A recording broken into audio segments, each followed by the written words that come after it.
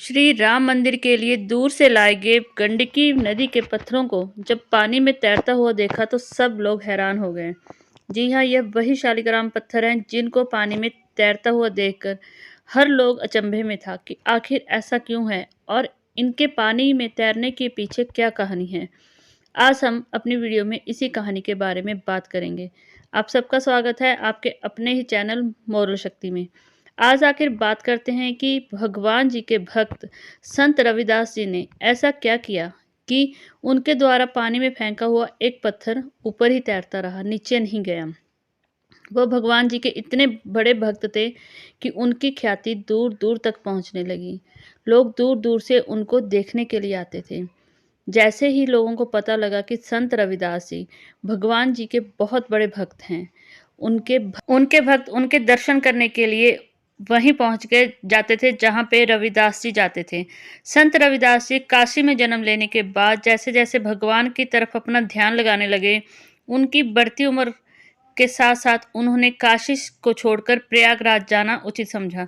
जैसे ही वो प्रयागराज में पहुंचे, उनके भक्तों की कतार लग गई उनको देखने के लिए। उनके भक्तों के साथ साथ कुछ नास्तिक भी थे जिनका भगवान पर विश्वास नहीं था और वो संत रविदास जी की परीक्षा लेना चाहते थे। उनको लगता था कि यह ऐसे ही बेवकूफ़ आदमी है जो लोगों को अपनी तरफ आकर्षित कर रहा है, भगवान का नाम लेकर कुछ भी हासिल करने की कोशिश कर रहा है, दुनिया में अपना प्रचार बढ़ा रहा है, क्योंकि भगवान नाम की कोई चीज़ नहीं होती। जैसे ही संत रविदास जी प्रयागराज पहुंचे, साथ में भक्तों के साथ साथ उनके नास्तिक भी वहां पहुंच गए।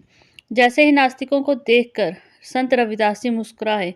उन्होंने कहा कि कहो बच्चे, क्या पाना चाहते हो, क्या पूछना चाहते हो? जो भी तुम्हारे मन में इच्छा है तुम उस इच्छा को पूछ सकते हो।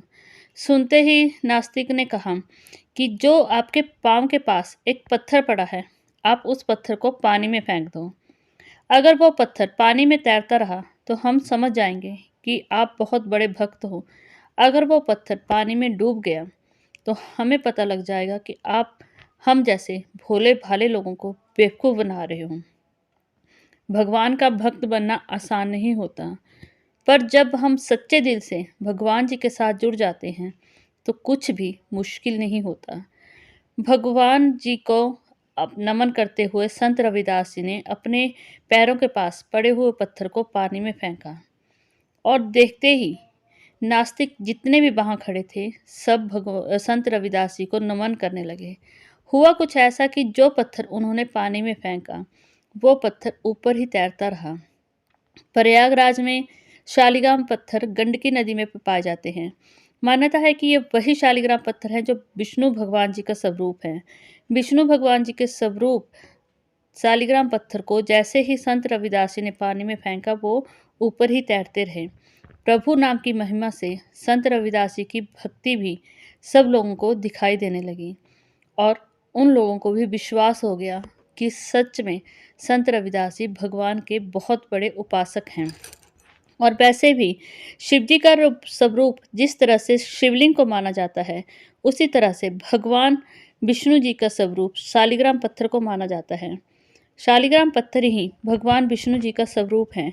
इसीलिए जो भी राम मंदिर बनवाया जा रहा है उसमें गंडकी नदी में पाए जाने वाले ही पत्थरों को यहाँ पे लाया गया है। उन्हीं पत्थरों से वहाँ पे सीता जी की, राम जी की, लक्ष्मण लल्ला की और बहुत सारे देवी देवताओं की छोटी से छोटी, बड़ी से बड़ी मूर्तियों की स्थापना की जाएगी।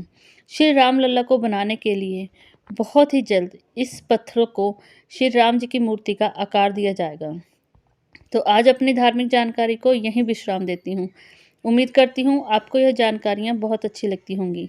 अगर आप मेरे चैनल पे नए हैं और ये धार्मिक जानकारियों को पसंद करते हैं तो प्लीज़ मेरे चैनल को करें सब्सक्राइब, वीडियो करें लाइक और साथ में कमेंट में अवश्य बताइएगा आपको यह धार्मिक जानकारियाँ कैसी लगती हैं।